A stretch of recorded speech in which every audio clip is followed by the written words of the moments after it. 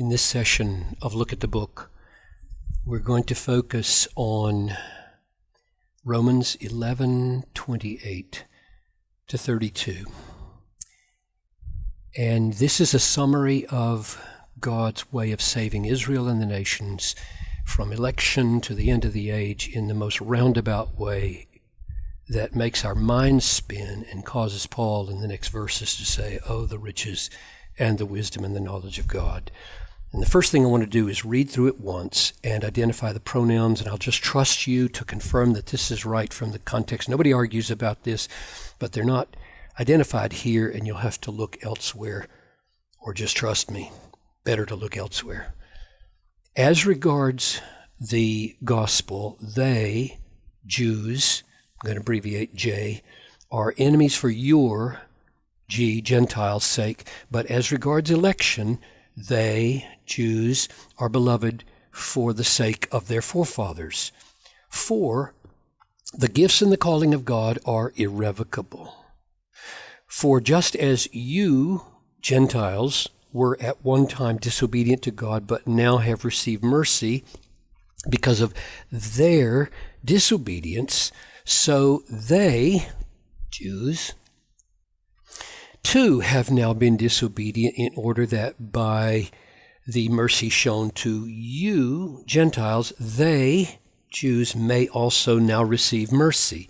For God has consigned all, Jew and Gentile, to disobedience, that he may have mercy on all, Jew and Gentile. So there's the identification of who the pronouns are, and you can get a little bit of the feel for how complex the argument here is. So let's read it and put together the pieces of what God is doing with the Jews and what he's doing through what he's doing with the Jews, with the Gentiles, and through what he's doing with the Gentiles, what he's doing with the Jews. If that sounds complicated, that's because of the way this text reads, but let's try to sort it out. As regards the gospel, they are enemies. I'm going to use orange for the Jewish statements, for your sake, and yellow for the Gentile statements. So they became enemies of God, and God rejected them so that benefits would come to the nations. But as regards election, they are beloved for the sake of their fathers. So God expressed his promises, his calling to the fathers, that Israel would be his people, and that election stands, and they are therefore beloved in spite of the fact that they are presently at enmity with God. That's not the last word. And here comes argument number one. For, put a one here, and here's the second one. You can see that with the word for, second one, and here's the third one, for. So, three arguments. For the gifts and the calling of God are irrevocable. And since the gifts and the calling of God are irrevocable, this election here stands firm, and this love here is unshaken, and this enmity between God and Israel will not have the last word. And here's how it's going to work out. For just as you, Gentiles, were at one time disobedient to God, but now you, and let's go ahead and put a G here so we know G. You Gentiles have received mercy because of their disobedience. So somehow the disobedience of Israel has resulted in God turning to salvation with salvation to the Gentiles. So they, Jews, too have now been disobedient, in order that by the mercy shown to you, they may also now receive mercy. Very complicated, very strange. But this mercy shown to Israel corresponds with this love that God has for them and this election that God has for them. It is irrevocable. So this mercy is going to come. Now, one last argument. For God has consigned all to disobedience that he may have mercy on all, and we'll use yellow and orange because that's Jew and Gentile. God's deep purpose in this, it seems, is that he may have mercy on all. He means to be known as a God of mercy, and that's going to be the origin of the salvation for both Jew and Gentile in no other way, and it seems to be that he's trying to establish that. So let's step back now and put the pieces together. Maybe we can use the bottom here to sketch it out. Israel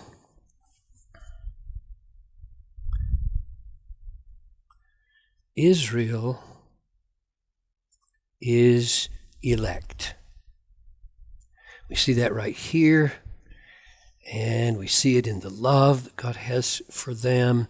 They are elect. It is an irrevocable election, and therefore it bodes well for the future of Israel.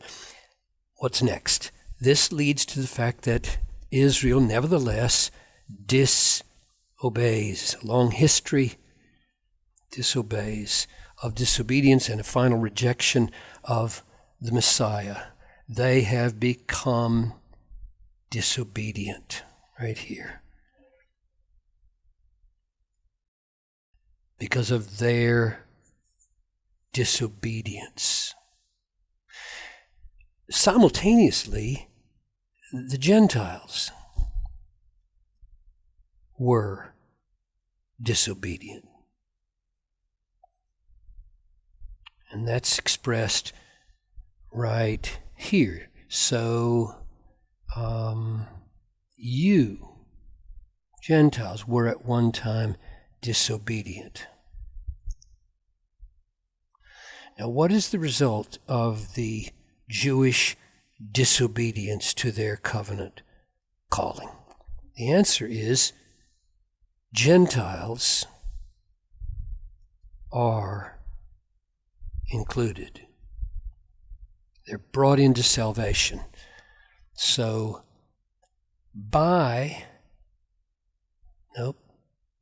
because of Jewish disobedience, so that word because right there is in this arrow. Because of this disobedience, Gentiles are included. Because of Jewish disobedience, you Gentiles have received mercy. Now, is that the end of the story?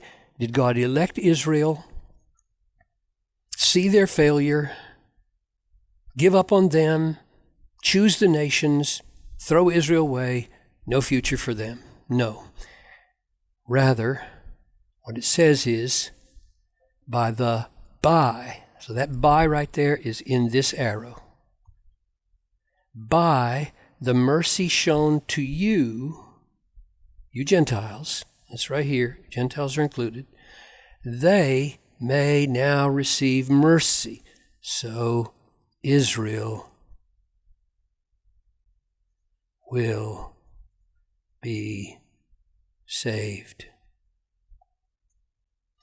That's the way God goes about completing his covenant promises to Israel. And yes, I do believe, though it would take more effort from the whole chapter to show that Israel here is corporate, ethnic Israel as a whole will be drawn to the Messiah, Jesus, at some point and will be saved, not in some second means of salvation, but the exact same way Gentiles are saved, namely grafted into the rich root of the olive tree by faith alone, in Messiah alone, Jesus Christ.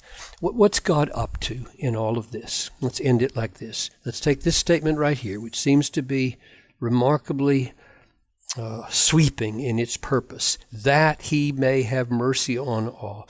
The point of this paragraph, and indeed the whole section, we are all, Jew and Gentile, utterly dependent on God's mercy. We Gentiles can't boast over the broken branches because our disobedience is going to be a means of their salvation. And they can't boast over us because their disobedience was a means of our salvation. We're both serving the other through our own sinfulness. So God strips us of all our ability to boast in ourselves, and he shows himself alone as the source of salvation, which is all by mercy.